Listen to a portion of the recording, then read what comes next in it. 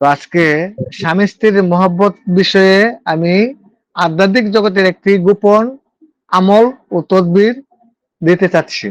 আপনারা মনোযোগ সহকারে ইনশাল্লাহ লিখবেন এবং শুনবেন।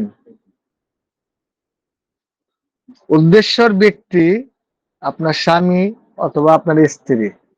আপনার কাছে স্ত্রীও আসতে পারে অথবা স্বামীও আসতে পারে। তো সেই ক্ষেত্রে যদি স্ত্রী আসে, বলবেন আপনার স্বামীর ডান পায়ের নিচের মাটি নিয়ে আসার জন্য। আর যদি স্বামী আসে, তাকে বলবেন আপনার স্ত্রীর বাম পায়ের নিচের মাটি নিয়ে আসার জন্য। আচ্ছা, তারপর আপনি একটি দোয়া আছে, এই দোয়াটা 7 বার পরে 7টি ফু দিতে হবে এই মাটিতে। এরপর কাজটি করতে হবে বুধবার দিন, তদবিরটি করতে হবে বুধবার দিন। বুধবার দিন করতে হবে। করার পর সেই মাটিটা 7 বার পরে 7টা দম দিয়ে বলবেন, হে আল্লাহ, অমুক অমুকের মনের মধ্যে মহব্বত পয়দা করে দিন এবং অমুক অমুকের জন্য অমুকের অন্তরে মহব্বত পয়দা করে দিন এবং তাদের স্বামী স্ত্রীর দাসপত্য জীবন সুখের করে দিন। এই কথাটা বলে আপনি আগুনে ফেলে দিবেন। জ্বলন্ত আগুনে ফেলতে হবে। রান্না করার জ্বলন্ত চুলার মধ্যে আপনি ফেলবেন। ইনশাল্লাহ মহব্বতে পাগল হয়ে যাবে। স্বামীর জন্য করলে স্বামী পাগল হবে, স্ত্রী করলে স্ত্রী অস্থির হয়ে যাবে। আচ্ছা, উচ্চারণটা হচ্ছে, দোয়াটা লিখবেন, ঠিক আছে? আল্লাহুম্মা রব্বা জিব্রাইলা ওয়া ইসরাফিলা। লেখেন, লেখা হলে আমাকে বলেন, একটু একটু করে বলতেছি, আপনারা লিখবেন। আল্লাহুম্মা রব্বা জিব্রাইলা ওয়া ইসরাফিলা ওয়া মিকাইলা ওয়া আজরাইলা।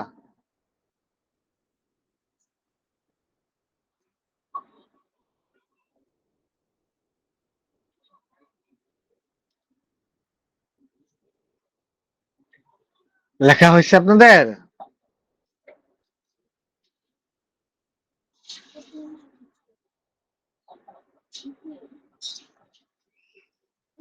আপনারা কি আমার কথা শুনতে পাচ্ছেন? জি উস্তাদ জি। লেখা হয়েছে সবার? জি হযরত লেখা হইছে। আচ্ছা, আল্লাহুম্মা রব্বা জিব্রাইলা ওয়া ইসরাফিলা ওয়া মিকাইলা ওয়া আজরাইলা ওয়া হামালতাহুল আরশা ওয়াল কুরসিয়া। লিখেন, ওয়া হামালতাহুল আরশা ওয়া হামালতাহুল আরশা। লিখেন, ওয়া হামালতাহুল আরশা ওয়াল কুরসিয়া ওয়া হামালতাহুল আরশা ওয়াল কুরসিয়া ওয়া মিনান নাসি মাইয়াত্তাখিযু মিন লিল লিল্লাহি আন্দাদাই ইউহিব্বুনাহুম কাবিল্লাহ আমানু আশাদ্দু হুব্বান লিল্লাহ ওয়ালাউ ওয়ালাল্লাযিনা যালামু ইয ইয়ারাউ ওয়া আনাল আযাবা ইন্নাল কুওয়াতা লিল্লাহি জামিয়া ওয়া আন্নাল্লাহা শাদীদুল আযাব।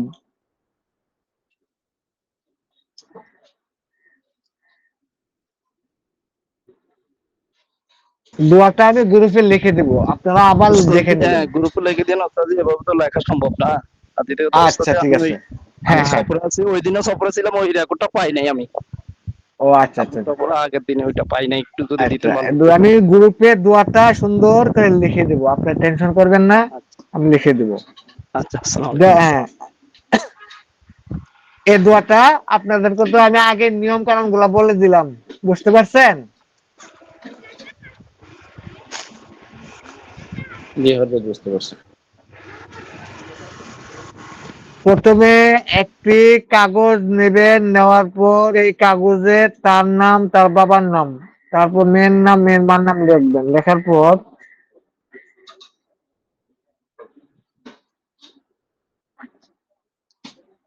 এই দোয়াটা আপনি 7 বার পাঠ করবেন, এই মাটির উপরে ফু দিবেন, 7টা দম দিতে হবে, 7 বার পড়বেন, 7টা দম দিবেন। দেওয়ার পর আপনি মাটিটা চুলার ভিতরে ফেলে দিবেন জ্বলন্ত আগুনে। দেওয়ার পর সাদা কাগজে নাম লিখবেন, অমুকের পুত্র অমুক, অমুকের মেয়ে অমুক, অমুকের মহব্বতে অস্থির হয়ে তাকে ভালোবাসে।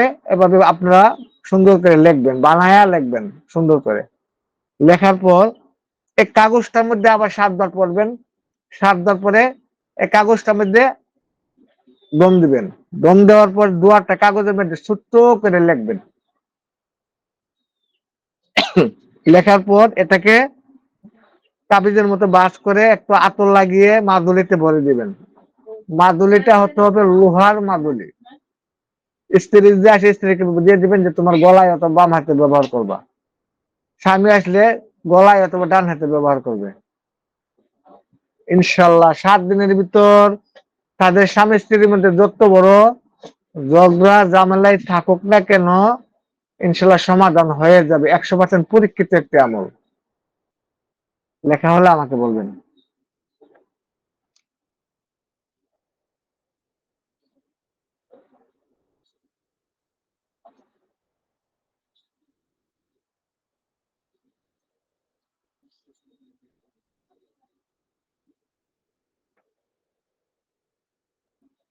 আপনারা কি আমার কথা শুনতে পাচ্ছেন? জি জি শোনা যাচ্ছে। লেখা হয়েছে? জি লেখা হলে আমি অন্য টপিকে যাব।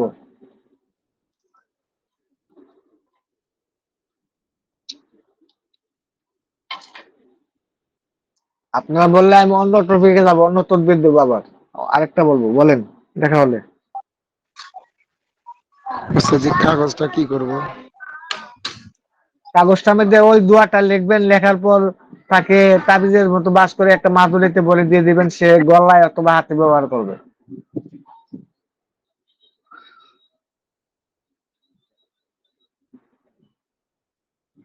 জি, রফিকুল ইসলাম সাহেব, বলবেন কিছু?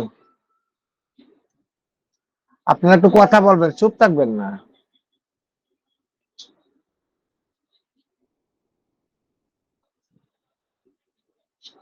আপনাদের কি লেখা হয়েছে?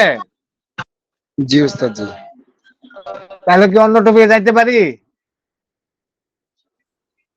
জি উস্তাদ জি। কি বলেন আপনারা? জান উস্তাদ জান। আচ্ছা, কথা বলবেন। সবাই লেখছে আমি লিখিনি, কি করবো? স্বামী স্ত্রীর মহব্বত আরেকটি তদবির লেখেন, বিশেষ গোপন আমল। স্বামী স্ত্রীর মধ্যে ঝগড়া ঝামেলা থাকলে এই আমলটি আপনারা করে দিবেন। সময় হচ্ছে চন্দ্রগ্রহণ, সূর্যগ্রহণ অথবা শবে কদর। এই 3টি সময় আপনারা বেছে রাখবেন। গুরুত্বপূর্ণ কাজগুলা এই 3টি সময়ে করবেন।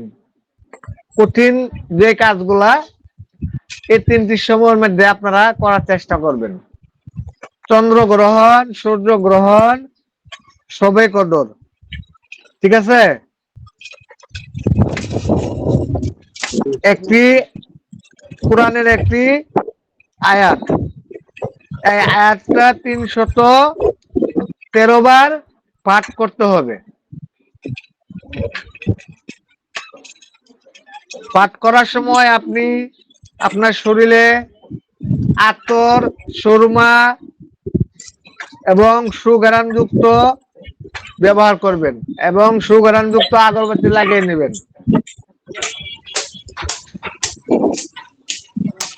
আপনারা কি আমার কথা শুনতে পাচ্ছেন? মিউটটা অফ করেন। জি উস্তাদ জি শুনতেছি জি আমি। উস্তাদ জি। কার মিউট চালু? তানভীর আহমেদ, হযরত। আয়াতটি হচ্ছে ওয়া আলকাইতু আলাইকা মুহাব্বাতাম মিন্নি ওয়া লিতুসনায়া আলা আইনি ইউহিব্বুনাহুম কাহুব্বিল্লাহ ওয়াল্লাযিনা আমানু আশাদ্দু হুব্বান লিল্লাহ।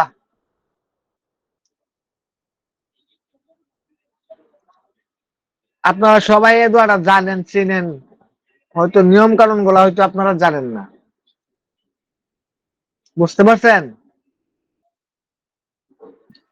আপনারা কি আমার কথা বুঝতেছেন? উস্তাদ কোন সূরা জি কত নম্বর আয়াত বললে ভালো হইতো। ওয়া আল কাইতু আলাইকা, উস্তাদ লিখে নেন। এটা ওয়ালকাইতু আলাইকা মাহাব্বাতাম মিন্নি ওয়া লিতুসনা আলা আইন, এইটুক হ্যাঁ, উস্তাদ। ইউহি, তারপরে ইউহিব্বুনাহুম কাবুল্লা ওয়াল্লাযিনা আমানু আশাদ্দু লিল্লাহ, এতটুকু। ও,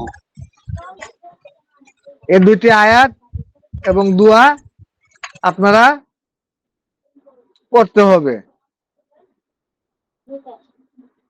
363 বার। কিভাবে পড়বেন, কি নিয়মে পড়বেন আমি আপনাদেরকে বলতেছি। আবার প্রথমে যে রোগী আপনার কাছে আসবে তার নাম, তার বাবার নাম, তার মায়ের নাম কাগজে লিখে রাখবেন।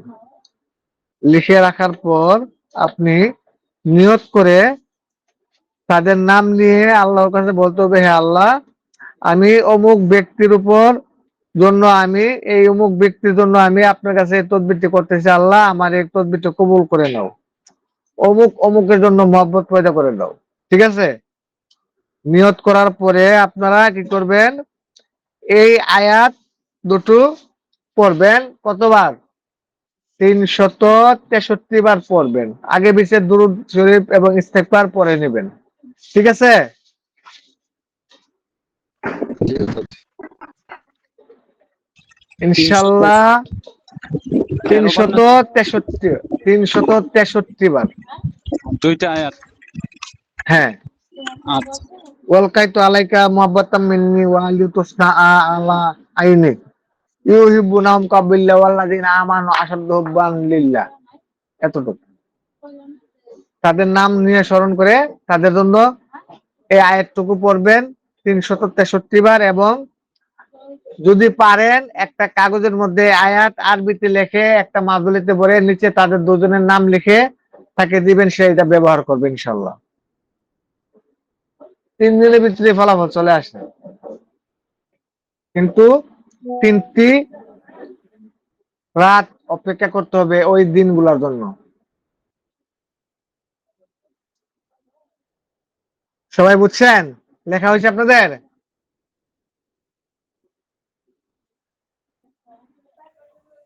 জি উস্তাদ জি। আচ্ছা আচ্ছা, আমি আজকে আপনাদের মাঝে একটি চোরের নিকট থেকে মাল উদ্ধার করার জন্য একটি তদবির দিব, কিন্তু আমি এটা করিনি। অনেকদিন যাবৎ ভাবতেছি এটা করব, আমি এখনো এটা করিনি। আমি আপনাদের মধ্যে এটা দিতে চাচ্ছি, আপনারা এটা করবেন, দেখবেন ফলাফল কতটুকু আসে। আপনারা কি এটা চান দিব? জি উস্তাদ। জ্ঞান উস্তাদ জি। জি হযরত আচ্ছা, বলেন। এটা কি লাঠি চালান উস্তাদ জি? না না, একটা নকশার মাধ্যমে চোরের নিকট থেকে মাল উদ্ধারের একটি আশ্চর্য একটি তদবির। লেখেন,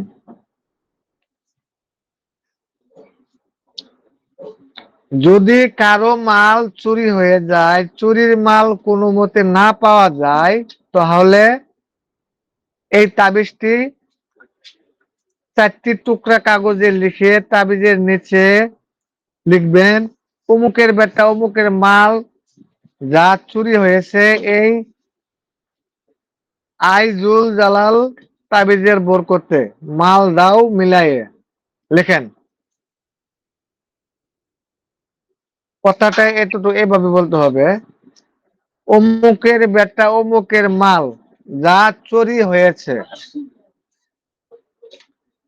এই আই জুল জালাল, এই আই জুল জালাল তাবিজের বরকতে মাল দাও মিলাইয়ে। 4টি তাবিজ ঘরের 4 কোণে গেড়ে রাখবে, অথবা একটি তাবিজ ঘরের নির্জন স্থানে পাথর দ্বারা চাপা দিয়ে রাখবে। ইনশাল্লাহ আল্লাহর রহমতে চুরির মাল 3 দিনের ভিতর ইনশাল্লাহ, অথবা 7 দিনের ভিতর দিতে বাধ্য থাকিবে চোর। তাবিজের একটা নকশা আমি আপনাদেরকে গ্রুপে দিয়ে দিব, আপনারা লিখে নেবেন। নিচে লেখা থাকবে চোরাইকৃত মাল পাওয়ার তাবিজ। আপনারা বুঝবেন, লেখা দেখলে বুঝতে পারবেন। জি ঠিক আছে? ওস্তাদ, জি ওস্তাদ, জি ধন্যবাদ।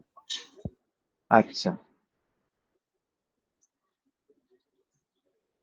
এখন লেখেন পলাতক বা প্রবাসী ব্যক্তিকে হাজির করার জন্য একটি আশ্চর্যজনক আধ্যাত্মিক জগতের পাওয়ারফুল একটি তদবির, একটি নকশার মাধ্যমে।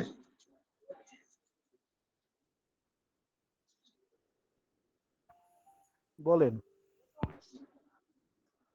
যদি কোনো ব্যক্তি বাড়ি হতে পলায়ন করে, পুনরায় তাকে ফিরিয়ে আনার জন্য এই তাবিজটি লিখে চরখা বা সিলিং ফ্যানে বেঁধে উল্টা দিকে ঘোরাবে, ইনশাল্লাহ পলাতক ব্যক্তি যেখানে থাকুক না কেন ফিরে আসতে বাধ্য হবে এবং তার নাম, তার পিতামাতার নাম তাবিজের নিচে লিখে দিতে হবে। আমি আপনাদেরকে একটি নকশা দেবো ইনশাল্লাহ, সেই নকশাটা আপনারা গ্রুপ থেকে দেখে নেবেন। হ্যাঁ, জি ওস্তাদ। তো ঠিক আছে, আজকে আমার কাছে এ পর্যন্তই ছিল। আমি আপনাদের জন্য এই পর্যন্তই সাজাইছিলাম। আজকে কি রেকর্ড দিবেন? আগামী, হ্যাঁ, আগামীকাল ইনশাল্লাহ আপনারা পেয়ে যাবেন আবার নতুন কিছু, যদি আল্লাহ এতে বাঁচিয়ে রাখেন। আমার জন্য আপনারা দোয়া করবেন, কারণ আমার এখন বর্তমানে বিভিন্ন শত্রুরা বিভিন্ন সমস্যা করতেছে। ছোট্ট একটা প্রশ্ন ছিল ওস্তাদ জি। জি, বলেন। এই একটা ছেলের বয়স হলো 16 বছর, সে হ্যাঁ, 14 বছর পর্যন্ত ভালো ছিল, হ্যাঁ, 13 বছর পর্যন্ত ভালো ছিল। এখন 2 বছর ধরে, আপনার 2.5 বছর ধরে আপনার জবান বন্ধ হয়ে গেছে, কথাবার্তা বলতে পারে না, বুবা। বয়স কত? 16 বছর। আচ্ছা, আপনি আমাকে পার্সোনালি একটু ফোন দিয়ে না, আমি বিষয়টা একটু দেখে বলবো, এছাড়া এখন বলতে পারতেছি না। আচ্ছা ওস্তাদ, আর একটা বিষয়, ওই যে একজনের একটা বাচ্চা মারা গেছে আজকে 5-6 দিন ধরে, ছোট বাচ্চা। এখন তার মা হ্যাঁ, অসুস্থ, সে সুস্থ হইতেছে না। এখন কি করতে পারি? কোনো কিছু খাওয়া দাওয়া করতে তার পারি জন্য না? আপনি সূরা নাস 41 বার পরে একটু জারফুক করে দেন এবং এক গ্লাস পানির মধ্যে পানিটা পরে 41 বার পরবেন, 3টা দম করবেন এবং ওই পানিটা তাকে গোসল করতে দিবেন এবং খাওয়াইতে দিবেন। দুঃখ বেদনা যদি কোনো অন্য সমস্যা থাকে সেটাও কেটে যাবে ইনশাল্লাহ। যে ওই যে জ্বরের জন্য কি দেয়? জ্বরের জন্য আপনারা এক কাজ করতে পারেন, তেঁতুল গাছের শিকড় লাল সুতাতে পেঁচিয়ে কোমরে বেঁধে দেন, জ্বর ভালো হয়ে যাবে ইনশাল্লাহ।